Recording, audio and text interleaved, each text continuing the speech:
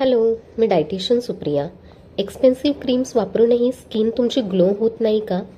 कारण skin health ही 70% आपल्या फूडवर अवलंबून असते आणि चुकीच्या डाएटमुळे ॲक्ने, डलनेस आणि हेअरफॉल सुरू होतो. त्याचसाठी आज मी तुम्हाला काही टिप्स देणार आहे. टिप नंबर 1, दिवसाला ॲटलिस्ट 8 ते 10 ग्लास पाणी प्या.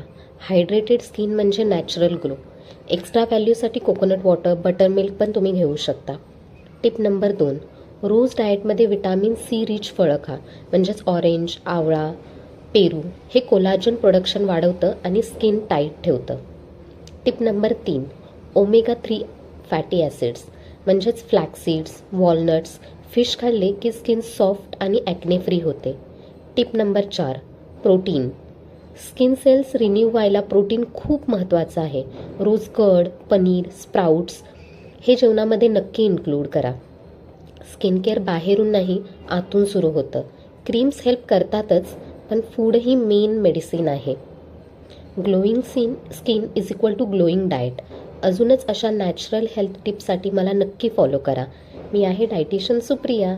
बाय.